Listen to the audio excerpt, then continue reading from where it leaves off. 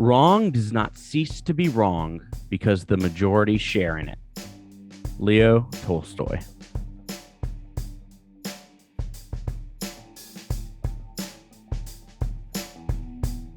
Bending, Not Breaking. Season 7, Episode 5. Enemy at the Gates.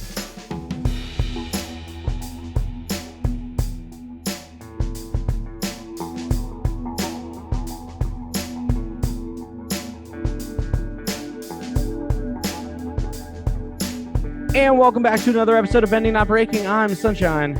I'm Ben. And we are talking more Legend of Korra. We're back. As we are just speeding through this season. Yeah. It's going to go by too fast. It really is. It is. It is going to go by too fast.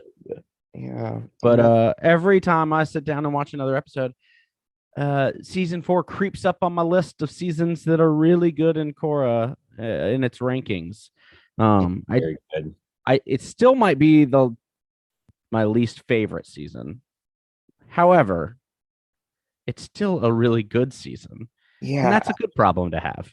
They're all good. I mean, they're all good. They're all good. Yeah, exactly.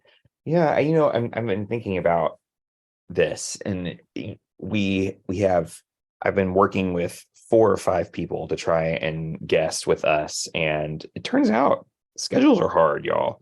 But we're working on it, and I'm really excited for if any of them end up being able to do it. We're gonna have some really great conversations, but we'll see. We'll get them here. We've got some that are jazzed to be in it. They are just holding out for the back end of the season, which is fine. Accurate. Because we are still here. Yeah. And that's there's something to celebrate in that too. But before we get into everything, we should figure out what we're looking at this episode through. What is the lens we are looking at this episode through today? Conscience. Conscience. Yes. That's okay, great. Yeah, that's the one. Okay. That's the one. Got it. Conscience. Let your conscience be your guide.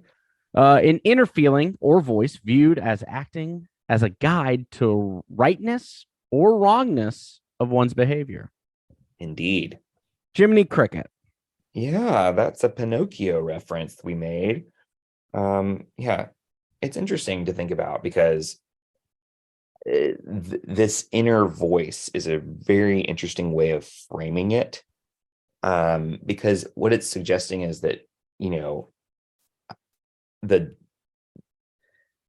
brain is really interesting, right? In that what can happen is there is this idea in a lot of religions and a lot of philosophy where there is the self, and then there is something else in us that also has a voice that is separate from us, right? That is this voice. And sometimes there are more than one, right? Sometimes there are multiple voices that are separate from us, when in reality, one might say that they are all the same, but they are just conflicting, right? So this idea that other is conflicting for some reason, and this idea that we can hold multiple ideas that are in conflict with one another led to this idea a long, long time ago of the conscience, right? Of something that is influencing us,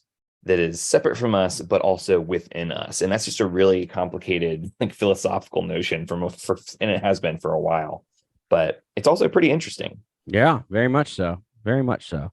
Yeah. So we'll dive into conscience and how it plays out in this episode, because there's some literal moments of it. Yep. But then also, what does that look like?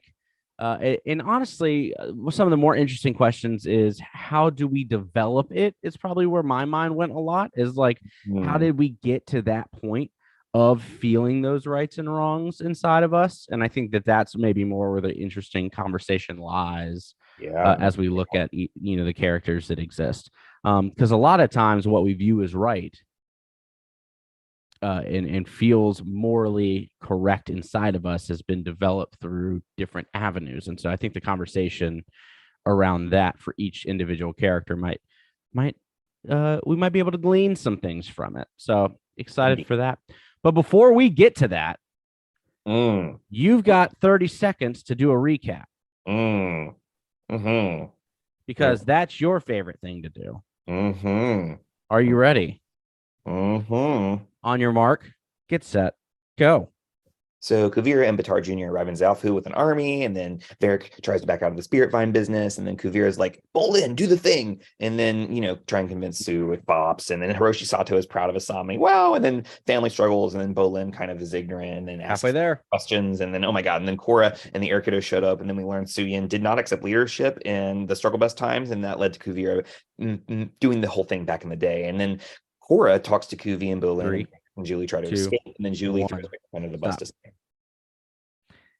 This is unfair to you because I feel like I get a lot of the fighting episodes to recap. You get this one sentence that covers the whole thing and then 10 minutes of fighting. And I'm sitting here going like, yeah, you had a lot to navigate. It's like I was like taking notes and I was like, man, how much longer is in the episode? And I was halfway through. It's like trying. I had to a lot of different scenes in this one. So I give it a B-. What? There's fine. It's fine. Well, luckily for the audience, we'll go through it a little bit more. What is some moments of conscience that you want to talk about in this episode? So let's get the obvious one out of the way. The word came up in the episode, right? So specifically around Varric. Yeah. This moment's really interesting. Like they are testing this machine. He's like, it weighs this many Julies, and there's this many Varrics of power. And I think it's interesting that we use Julie for weight and Varric for power, but we'll not go there because that's not what we're talking about today. And my conscience is telling me that's wrong. There's something up with that we might want to question. But regardless, the experiment blows up, and not only does it blow up, it like blows a hole in the back of this train, and it does some serious damage. And Varric's like, whoa, this is too much. This is outside of the scope of what is okay. And that's like the first time. Well, and here's where I think of that, because Varric is Varric's not a good person.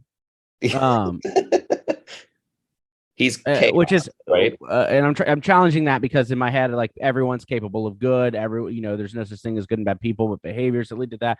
So let me push back on the statement that I just made because maybe I don't feel that as strongly, but there is something to be said about when a problem affects you, you start to take notice that it might not be a good idea. Yeah, Julie almost gets hurt in this moment.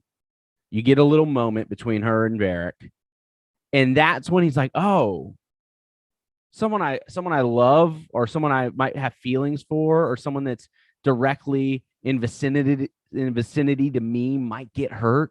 Oh, now I think it's an issue." Yeah. That's an issue. What about that is an issue for you?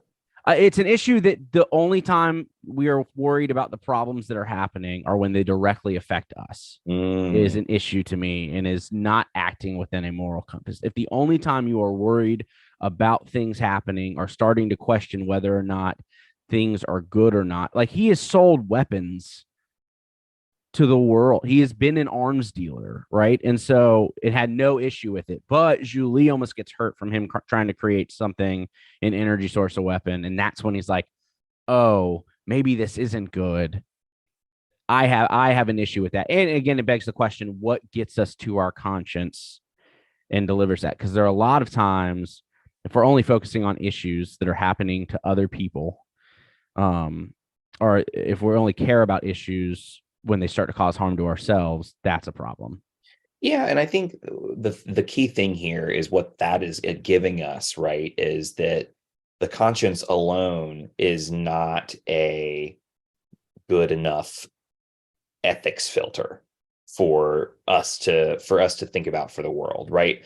People are doing things, and they're doing atrocious things, and it is well within what their conscience allows.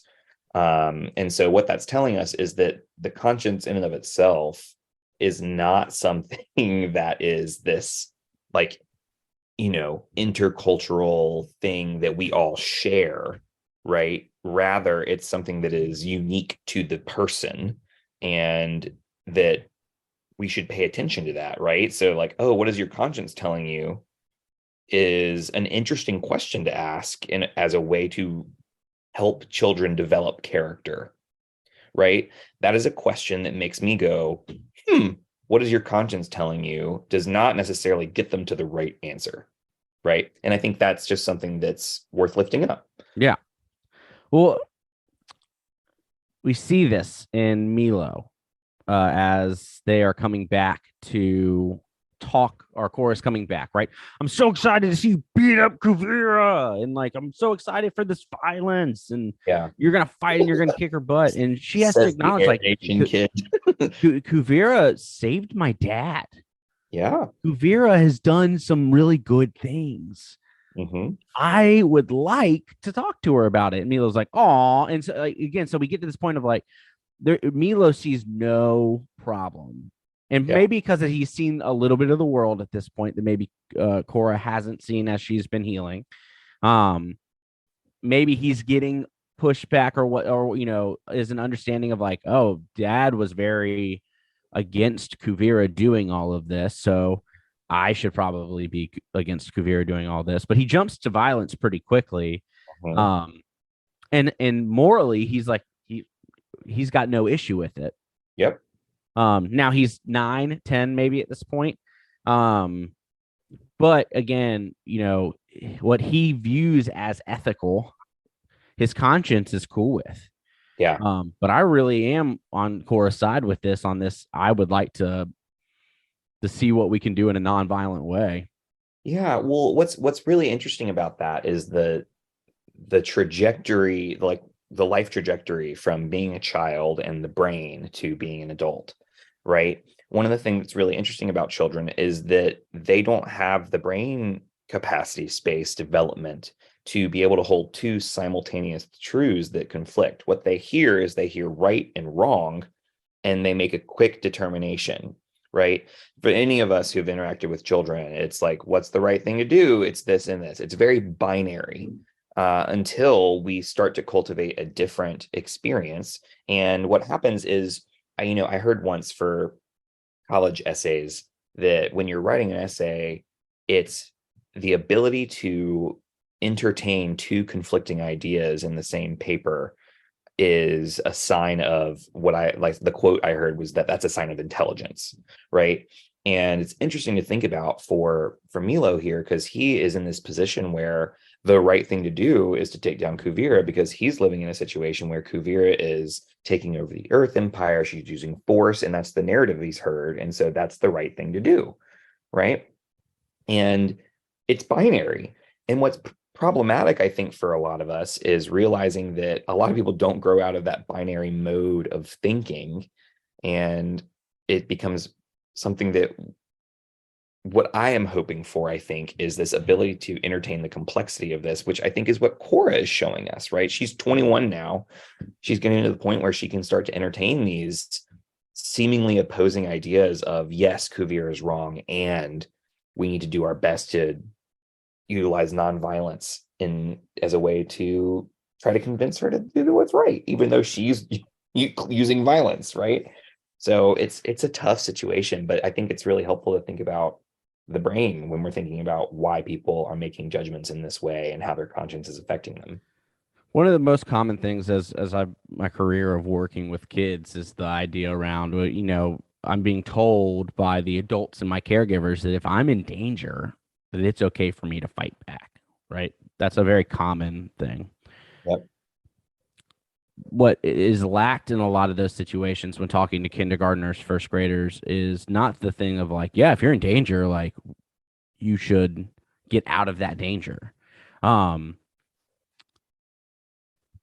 pushing you while you're on the swing is not equivalent to you turning around and punching them because you weren't actually in danger, or you have adults around you who maybe you should go talk to, right, when these things Other happen. tools. Now, there's a lot of nuance to those types of things, but like typically a kindergartner doesn't understand the levels of like you're actually not in physical danger right now, Yeah.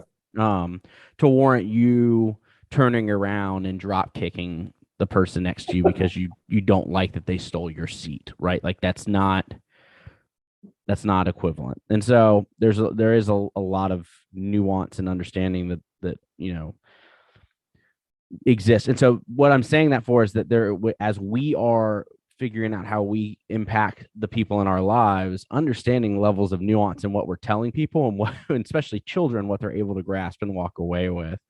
Um, which to me, it's mind blowing because I feel like there's a lot of times where parents have a really tough time around, like, I don't understand how to talk about, you know, trans individuals to my child, where most children, in my experience, get that, like, have no issue Yeah. understanding, like, you're like, okay, that's a person.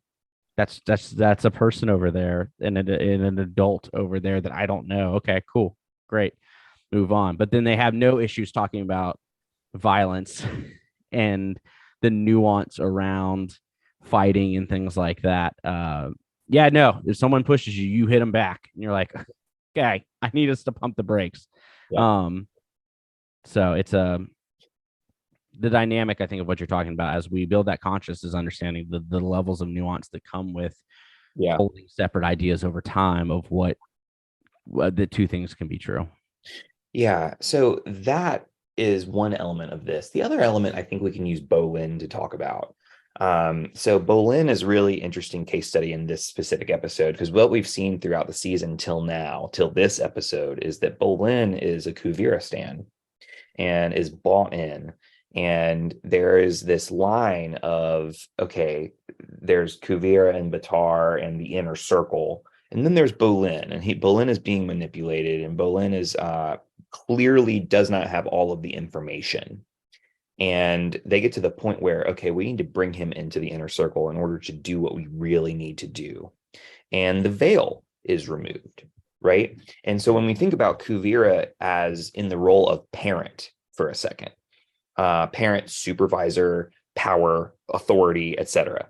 What that does is it gives us a view of we can raise a child, we can raise a person and create a conscience within that person, right? Kuvira gave Bolin the tools and things, and Bolin is committed. His inner voice is saying that this is right.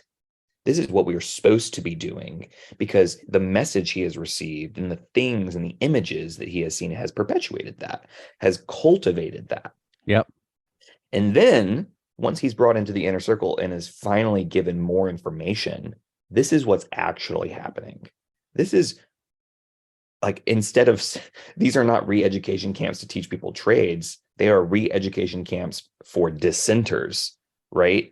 These villages that aren't thriving in your absence. They are turning into slave labor. And once he's in on the information, he's like, whoa, whoa, whoa, whoa. This is against everything you've taught me. And Bolin has this idealism that is still there from the way he was being raised before he was brought into the inner circle, which brings him to the idea of like, no, this is wrong. And I think that that could have gone one of two ways. If his modality was that, no, Kuvira is right, not what we're doing is right, then he would have gone to the inner circle, stayed there, and his conscience wouldn't have been affected. But because his whole thing was what we're doing is the right thing to do, which was kept in check by Opal, which was kept in check by Korra, which was kept in check by Mako, which was kept in check by all these people, he was able to get into this situation and realize that he was finally in the wrong. And that is his conscience helping him do that. But that was something that was cultivated and raised. And Kuvira just made an error, I think, in bringing him in. Thoughts? Does that make sense? No, absolutely. And again, how we cultivate our conscience is important because what I'm hearing in that is um, not only obtaining things from one source, making a point to make sure we're understanding the experiences and perspectives of a diverse group of individuals allows us to help build and cultivate that conscience correctly. Yeah. I think Right. had Bolin not gotten pushback from Opal, from Mako, and from all of the other people in his life that he really cares about, that in this moment, he may not have switched sides, right? If people didn't push back along the way, he might not have, like, his conscience may not have told him that this was the wrong thing to do, right? And you said it earlier, conscience alone does not then create Good ethical action, right? ethical action. Yeah. Because how often do we get that other information that says, no, have you thought about this and this and this and the experience of this individual? And we go, well, no, that's made up. I don't want to believe it, right? Social construct. And so and then don't change the behaviors because it pushes back on that stuff. So even when we get that pushback, it's now granted there's always nuance to that as well. Nothing is in a vacuum, right? You can't just, my mom will send me videos from like knockoff YouTube sites that I'm like, Mom, the reason that this is a video that is on this weird video platform is because it has been deemed too dangerous to be on mainstream platforms, or it's going to give my computer a virus if I open it. Like may not be the best source. So it's also like you have to vet in the sources that are affecting that conscience as well. It's the same thing like when you're reading books, when you're taking in media, when you're doing all of these things, if it is through an unfiltered lens and you're just absorbing it all, that voice is becoming part of your inner narrative, right? And I think one of the things that one of my favorite definitions of spiritual trauma comes from Hillary McBride, which we've talked about. And I'm bringing this up because it's pertinent to the conversation. But the idea of when someone gives you an inner voice and claims that it is the voice of God, that is spiritual trauma. And that's an issue. And I think that if we take that premise and say, when someone gives you an inner voice and it is unfiltered and it is just a part of you, we are incredibly vulnerable to that person when we let them become our inner voice. And what the problem is, children have no ways of controlling that, right? Correct. And not frankly, a lot of people don't have ways of controlling that. So what happens is, most of the time, if you think back to something that you feel a lot of shame about, right? If you go back, think about something that is a trigger for you, what is the first time you felt that? Usually it goes back way back to when we were like 5 or 6 years old, and there's someone who said something very specific, and that voice has become a part of our conscience because it has lived with us because we're so scared of the triggers. And so I think that when we let other people become our voice without being critical of that voice, that's how our conscience is developed. And I think it can be developed intentionally too, by saying, these are the people whose voices I want to be listening to. But I think the reason it says other voice is that it's a social thing. It is being developed through community, right? Through the people that we engage with. And I think that's something that's really important. Which is exactly what we talked about earlier this season when it comes to Kavira, and why maybe her conscience is a little bit skewed because she is not doing things in community, right? She's not making decisions or learning. And anytime someone offers, Bolin says, hey, is there a chance that maybe we're overstepping and don't need to be a control of his alpha? You sounds like you're not being loyal to the cause. Sounds like you're a dissenter. Sounds like, so anytime she's getting pushback, it's all right, I'm going to throw you to a re-education camp. Same thing with Varric, right? It's the beginning, hey, I have an inner voice that's saying I should drop you off this train right now. Like, that is like, hello. Well, and then now Julie, we don't know yet why she is saying these things to Kavira. But it does allow us to say, is Julie being honest? Because when threatened with violence, are people then giving the feedback that we're expecting to Yes. hear, Yeah. or are they giving true, honest feedback? And so again, she's not in community with her decision making, and so her conscience is a little bit skewed, right? She's not taking the perspectives of other people. Yeah. So One thing that I find really interesting about this too is it was in regards to Kuvira is Su Yin and this idea that President Raiko and Tenzin come to Su Yin in this memory, right? Where we get the reason why Kuvira is who she is today. Like Su Yin was the best person for the job. And, there is some truth in my eyes to the idea of the person who is most unwilling to take the role is probably one who would be best in a position of power. There's some truth to that. I'm not sure if it's the truth, but I think that Su Yin would have been a good option. And I think Kuvira was so hurt by that decision that she took it upon herself to do what she's doing, right? And part of the reason she's become who she's become is resentment towards Su Yin, because this inner voice that Su Yin kind of gave her was all of these ideals that Zalfu is about. I'm creating this inner voice for you and letting you live into this. And we're doing all these dances together. We're doing all these things that are so good for the people of Zalfu. Why wouldn't you share that goodness with the world?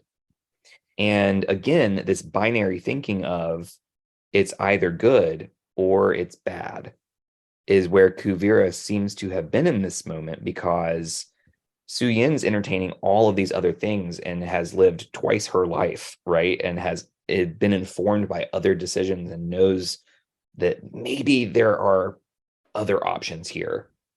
And Kuvira is just like, nope, this is the right thing to do. And we're going to go to war. So it's just interesting to think about. And I am not always going to say that the person who is the older person with all the wisdom is the right, like making the right decision, because their conscience has been developed over a long period of time and influenced by people too. well, But proximity to the ideals or the problem also might be a little bit skewed. Like you can have all this experience, but again, if it's an experience that has been siloed in a certain way, yep, and you haven't had, even though you have experience in this leadership, you don't have experience in the life of a marginalized community, correct. then Yeah. like you don't have the experience there. Um, Yeah, so it's hard. It's one of those things where like I don't blame Suyin for not stepping up. That's not what I think getting at. But I do think that I understand why Kuvira is resentful of Suyin for yeah, not stepping up, yeah, which is a big yikes. Yeah. Oh, wow. Good stuff. yeah. Where does your conscience lie on an assassination attempt? Yeah, I'm not for it. Yeah, In bringing in your sons to do it with you. and I guess that's a question, right? Is this an assassination attempt, or is this an attempt to like put her in prison with and leave them without a lead? But either way, it's an interesting choice. Um, yeah, I think what's interesting here too is thinking about Korra's perspective on this, right? Because season one, Korra would not have uh gone about it this way, right? I, Right. I think we've seen, years of Growth. of of growth and trauma. We're so proud of her. Yeah. It's been so Trauma Cora's growing up. yeah. No, proud of, how like she is incredibly resilient, and I will give her that. And I wish she didn't have to be. But like one of the Yeah. things that is really interesting is that like season one Korra probably would have just gone in and started like accusing Kuvira of doing something wrong, and then tried to bash her in the face. Um, so the fact that Korra is trying to, weigh everything and what's the best decision, is really trying to be calculated and make a calculated decision here, is a sign of growth. It's a sign of, wow, you've come a long way. And I think that that is a development over all of these years where we've literally seen where Korra was and where she is now. And I think it makes a lot of sense that this is how she's responding to this moment, you know? Yeah, very much so. And again, I think it speaks to her understanding of where Kuvira was at one point. And Kuvira really, I mean, we've said it before, really has this innate ability to find connection pieces with the people that she's speaking to, Yeah. um, and latch into those. Hey, it was really hard when you were gone, and you know better now than anyone else that sometimes the decisions you make can't make everybody happy. Yeah. Yeah, you're right. I do know that it's hard. You're in a tough situation. Yeah, it is. And so if they don't give me the city in 24 hours, I'm going to take it by force. Whoa, like, okay, hold on. Whoa. Like, whoa.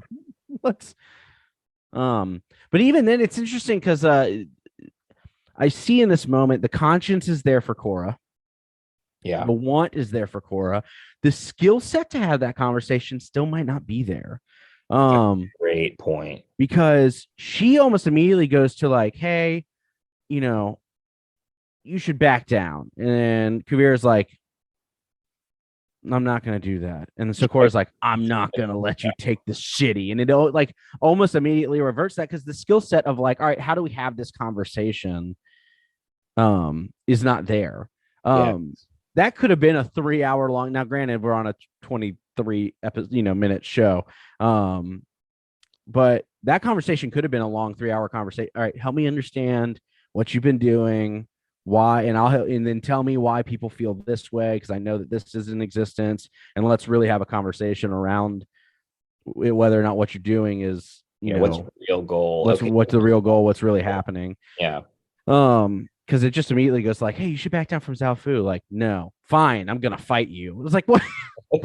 Like, no, you were so close. Yeah. So so that becomes the thing, right? So like the motivation's there, but is the ability there? And that is also with our conscience, right? Like you have the right feeling, you have the right want, but we've got to recognize that our ability to do a task may still cause harm. Yeah. And so how do we navigate those spaces as well? Yeah. I think a lot of that is when you hear the term allyship, there's a lot of like, oh yeah, my conscience is telling me this is the right thing to do. And then how you engage in that work can be incredibly harmful. Yeah. When push comes to shove. Oh, but I'm doing the right thing. Right. Yeah. This is why this is a it makes title, right? Makes me think of mission trips, right? Like, yep. Yeah, you want to help people. I get it. You're doing it in a way that's causing harm. Yeah. So like, yeah. No, I think that's super important, and I think that's worthy of lifting up, right? It's like the white savior complex when we think about it from a racist perspective. It's the there's so many different examples we could probably point to, but yeah. Oh my goodness. So okay, there's a few characters we haven't touched on yet that I really want to make sure we touch on. Let's do it because we got to make some moves. So I'm thinking about Baatar Junior or okay. So this is a really complex relationship, right? Where we still like clearly he was like harmed in some way. And I think we get a little bit of like the feelings behind that harm in this unpacking when we meet with Baatar Jr. and Kuvira versus the whole family. And there's this line of like, you've been brainwashed. And then Kuvira responds for Baatar saying, brainwashed?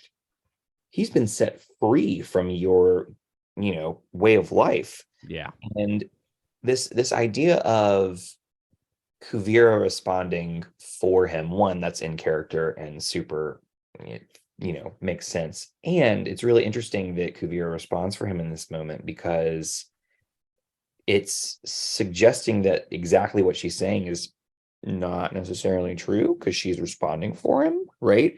Like there's this lack of freedom in a way, and it's just a really interesting way of watching them this collide. And so I don't know exactly how to frame this in the frame of conscience, but like other than to say that his conscience is clearly due to the way he felt burnt by his family, metaphorically speaking, is leading him to side with Kuvira.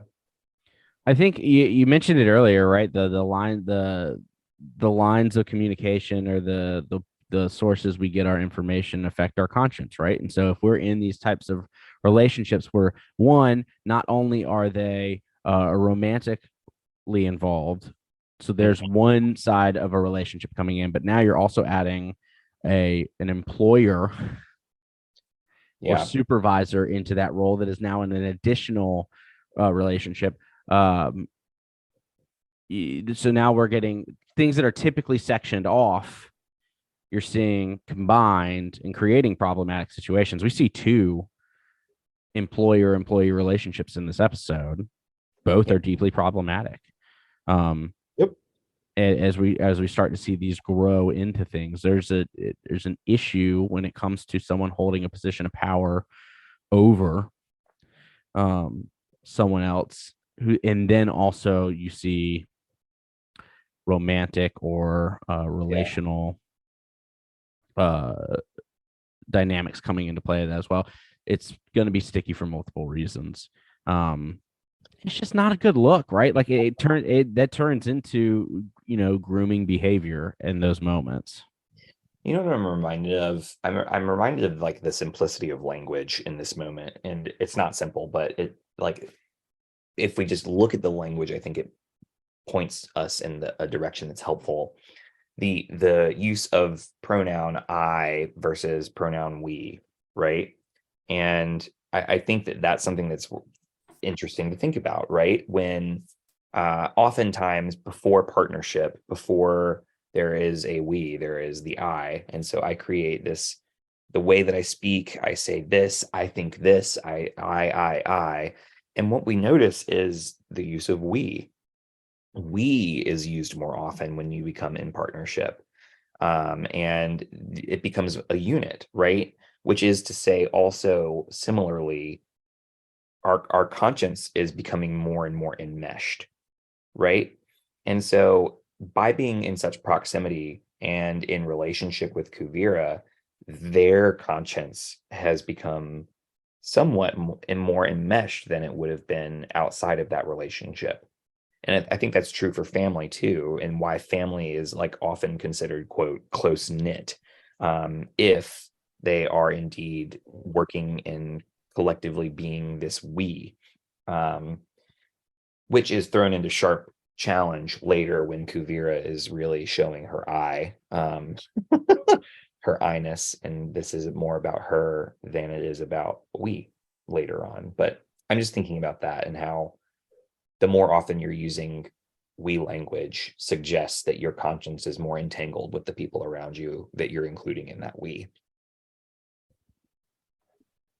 Yeah, very much so. Very much so. Oof. Oof. And then the last person I want to talk about is Hiroshi, who we haven't talked about yet. Hiroshi and Sami. Yeah, little pie show game. Yeah. So there's this is a really good example of like begging the question around forgiveness. Like, would you have forgiven him? And like, what does forgiveness look like and things along those lines? Yeah. And I think when you frame that question in terms of conscience, it becomes really interesting because the narrative in the United States, and I should say like heteronormative white, powered patriarchal United States as that mode of culture, is suggesting that forgiveness is something like you should forgive because that's the right thing to do, right? And I say that sarcastically because Yeah. that's trash. With a giant side eye. But like, so you should forgive is a voice that we have been kind of indoctrinated with in this culture, Mm-hmm.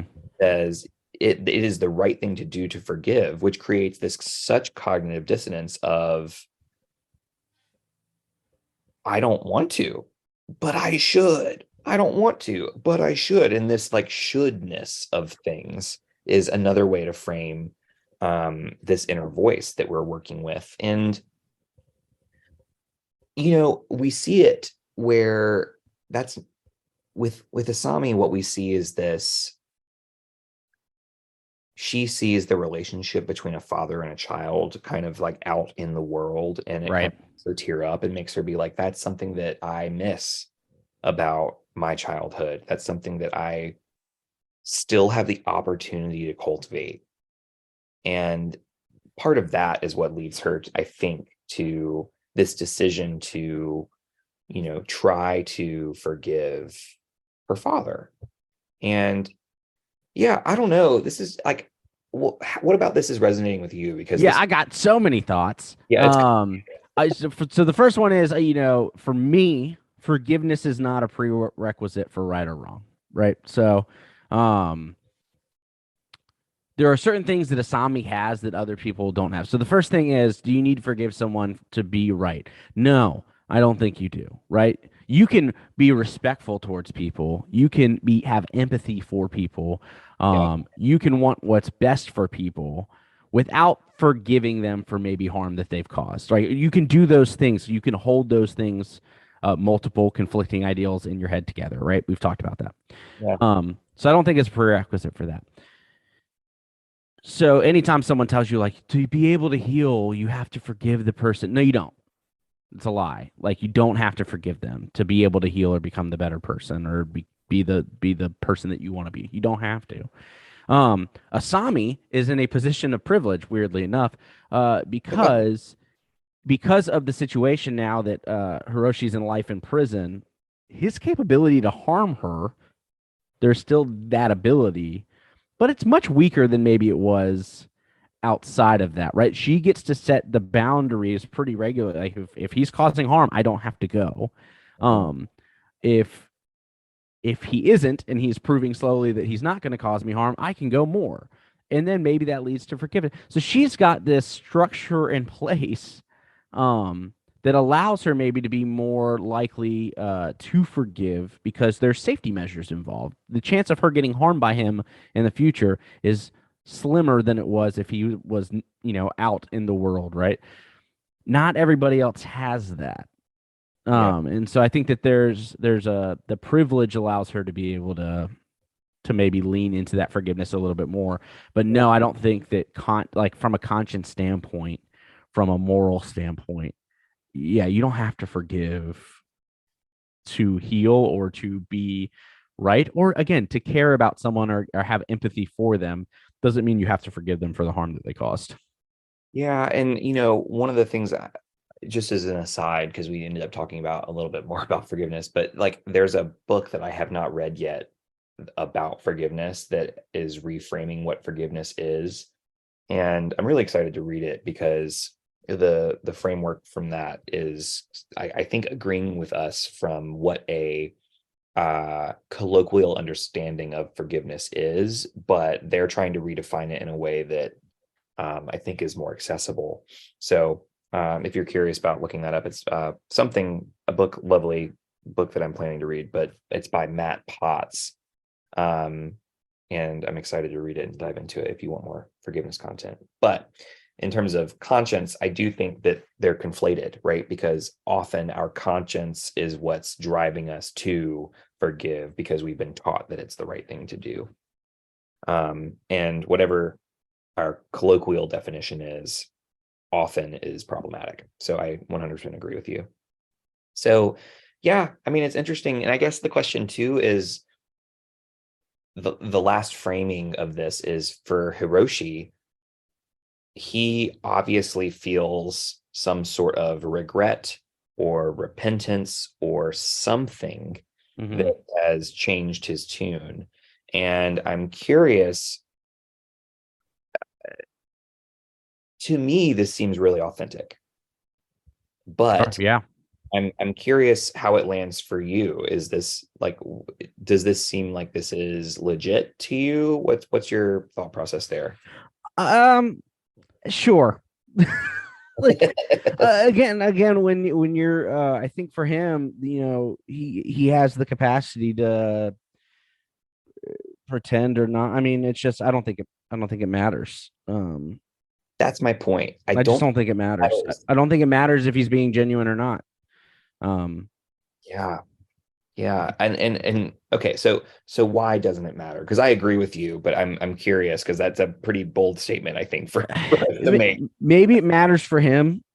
Maybe it matters for Sami. I think for us, like for me personally, like I don't, it doesn't matter to me because it doesn't, that alone, his genuineness in that moment, like he's caused so much harm throughout the course of his life.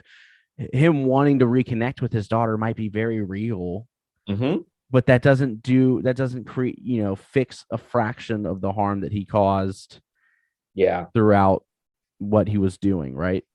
Yep. Physical harm to people that he was causing and willing to cause. Um, so I don't think it matters.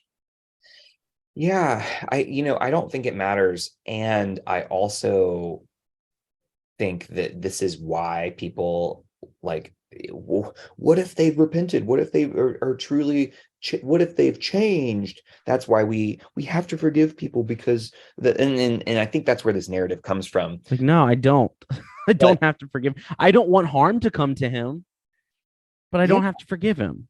yeah. Like, And I don't. it's funny you say that because the little part I did read of this book is that that's what forgiveness is, according to Matt Potts, is the wishing no harm upon this person, which is really interesting. But I digress. Sure, I can Um, get behind that, but that's not the colloquialism that we use for forgiveness. It is a lot of time forgiveness means a reabsorption of them back into your space, into your life. When it's just like, no, you still don't get to be a part of that. That's not what forgiveness a is. return to normal. Yeah. Right. Like no. So I think that regardless of whether Hiroshi Sato is genuine in this moment, Asami's treatment of Hiroshi and her willingness to be in community with him,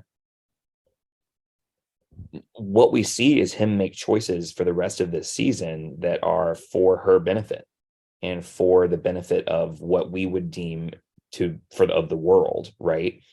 And so regardless if he's genuine in this moment, what we see from here is that because he's in community with Asami, his actions are changing. And I think that that is something that's really beautiful about conscience, right? When we listen to the boundaries of other people and these are the people we care about and we pay attention, it's giving us a better framework and reworking of our conscience too. So I think that was kind of my last thought on this idea. Yeah. Woo! Anything else you want to jump into before we tackle our break and then come back for Tween Law and Devotion? I don't think so, but if you thought of something that we didn't talk about, we don't ask for these very I often. think we did a good job of covering a lot in this episode because a lot happens. And so um but it's all a lot of like setup for Yep. the climax that takes place in the next episode. So Yeah. be excited to jump to that. We will be right back. And then we'll come back with our Tween Law and our devotion and gratitude. We'll see you soon.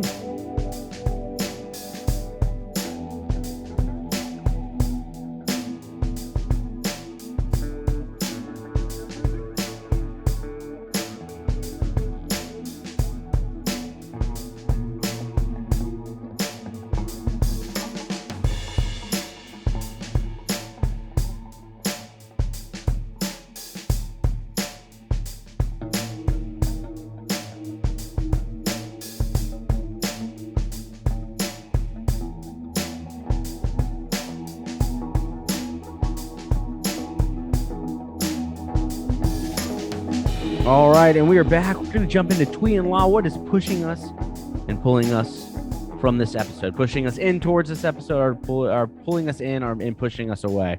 And so, what is a moment that really pulls you in? Yeah, there's a lot of things actually. I didn't remember this memory before, with Su Yin and her kind of denying the role of leadership. And I found that moment to be particularly insightful this go round. And I was like, oh, man. And so I was really drawn in by that. Like, and I don't know that I would have said that on if we had picked a different lens or, but for this version, I was really drawn in by that memory. It was something that was really helpful for me. But lots of cool Yeah. things. I think for me, Cora's approach just this entire episode, just again, is a lovely reminder of the growth that she's experienced. Uh, Unfortunately, through lots of trauma, but there's a real positive nature to the way that she approaches really tough topics now, and I like that she's showing up in that way, and I like that there's multiple ways for her to be the avatar, and I think that that's a good thing to see. Yeah, absolutely. What pushes me away is Varric still blaming Julie after getting captured, and then like just having no awareness of why she would possibly be against him. Everything I've done for you, like, were you kidding me? Yeah, Like, yeah, and so there's just no self-awareness for Varric. And again, that's a moment where even after he gets captured, Julie, oh, yeah, how could you let this happen? yeah. It's yeah, like like there's some serious narcissism in Varric What that it's funny because there's moments that make me laugh, but it's almost it's a knowing laughter out of like, I can't believe this guy yeah. is this self on like is this unaware. And so Varric used to be one of my favorite characters. I think the bits run pretty old to me at this point, and I don't I don't find any of it really super enjoyable at this point anymore. Yeah, it's real. Um, Super real. yeah. I think that's Okay. part of it is maybe I deal with too many real people like Varric, Yeah. um, that I don't want to see him on screen. But yeah, what about for you? I mean, for me, it's just like there's this Kuvira is really showing her cards in this episode. And I think what's really interesting is I could have argued previously to this episode that she was doing this because she genuinely feels like this is the right thing to do. And during this episode, that Nah, it's changed. a power grab. Yeah, this it changes for me in this episode where this is no longer about doing what is right. This is about me being in power. And I like she may still think she's doing it for the right reasons. And this is the point where I'm like, no. Like there is no way you can argue that from this perspective. If you're truly willing to listen, I can like this is this is the point for me. So yeah, I mean, there's a lot going on, and that's just a small thing, but I think for me that's what pushes me away, like from like wanting, you know, a what's the R word? Not recovery, not repentance, not redemption arc. Hey, There's yeah, the like this idea that like this is a point of like this is feels like this is not okay to the point where it's hard for me to see this is redeemable. This is pretty irredeemable. Like I can wish you no harm, and this is pretty irredeemable in terms of forgiving in the colloquial sense. yeah, yeah. Some bad apples, man. Yeah, yeah, If we are talking devotion now, we are talking through the lens of air or through the lens of conscience, but the element of air. right. Um, what comes to mind for you? I was thinking about how like this question you raised at the very beginning was how is conscience developed? And I was thinking about how like who we spend our time with matters. And so the air we share, right? The air we're breathing and the air that is shared in a group is who do I want to be sharing air with? Right?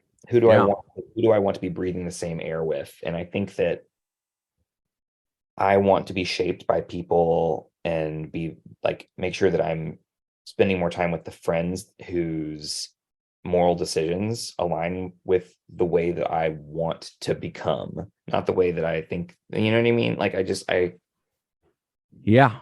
I want I to think make we're in very similar boats with our devotional choices because the concept I had was recycled car air or recycled airplane air. sure. Is that like if you are recycling the same air in the same space, eventually it runs out and eventually you die.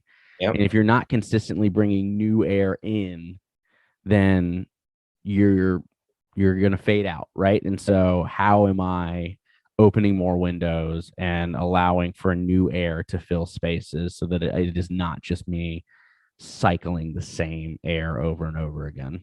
Yeah. I mean, and for me to be specific, like I have my internship next year, and I'm supposed to schedule an interview and make sure that I'm going to be with them for a year, right? And so I want to make sure that it's a good fit, and like, is this the air that I want to be breathing? Is this the environment that I want to be learning from that's going to be creating this and shaping my inner voice? And so I really want to kind of go into that interview being like, I'm the one who's going to make this decision. I'm not trying to interview for you to say yes. I need to say yes. And so I think that's the mindset I'm going to kind of go in with. Yeah, and I think for me, it's just what are the multiple avenues of that air that I'm getting. So similar thoughts, but um, not so much of where am I placing myself, but what am I setting up to have multiple avenues of that air coming through, which doesn't mean you don't use an air filter. It just means that you're allowing Yep. air to come through that space. Yep. And I think that's important for us to do is if we're realizing that a lot of our right and wrong is coming from one Joe Rogan podcast or um one avenue, then we've got to shape it up, right? We got to figure out how to open up more spaces and more experiences to that. So if I'm noticing that nonprofit, work that I'm doing is filled with only white men, Yeah. um, how am I opening myself up to other avenues of that? So Yeah. to allow for more diverse voices in the spaces that I'm in. Yeah. So All right. before we wrap up, gratitude. Who are we thankful for? Because mine's Opal. Ooh, what a great choice. I just love that in that space, she is not the power dynamic in that space, right? She is low on the totem pole. She's an airbender. She's coming in as kind of this diplomat. But she is in that room. There are so many people viewed hierarchically above her, and she does not care. And she says, "This is wrong. Here's what it really looks like out there. Here's what you're actually doing." And to be able to speak to that and have the bravery and courage to speak to that in that space just floored me. So Opal. I'm here for it. So I'm gonna pick Bolin, and I could have picked Javeric for the same reason, but like I love people that are willing to change their mind, right? I think that they have been in the wrong, and I think they've made bad decisions, and I think that that has been due to systemic issues that have been larger than them. And once they get more information, they make different choices. Yeah. And that's in and of itself is worthy of gratitude. And I'm grateful for people who are willing to change their mind in the face of new information. We love that. Absolutely love that. Maybe listen to it sooner. But I digress. I'm still grateful. I'm so grateful. Yay, change your mind. We love it. Yes, absolutely. Well, another episode in the books. If you haven't yet, we are still active on all the socials. BMB_pod, Twitter, TikTok, Instagram. Still a lot of stuff coming out in those areas. Please like, rate, review wherever you listen to podcasts. That would be super helpful for us as well. Check out thearkofe.com. That's what I'm doing a lot of movie writing over there. And that is also the wonderful host of this podcast or supporter of this podcast. So check out thearkofe.com. They're doing a lot of movie talk leading up to the Oscars, which at the time of recording are tonight, but by the time that y'all hear this will be 2 days ago. But check them out. They're doing a lot of fun stuff. They're doing a rewatch of all the Mission Impossible movies right now as the new Mission Impossible movie comes out later this summer. So that's just one of the many things they got going on over there. Thanks to Noah, our producer. Does a great job of supporting us here as well. Anything else that we need to make sure that we're thinking before we bounce? all of our listeners and all of our patrons. That's right. Check us out on Patreon as well. Live episodes each month. So jump on for those if you would like. I'm Sunshine. I'm Ben. And this has been Bending Not Breaking. Thank you for listening. We'll see you next week. Bye.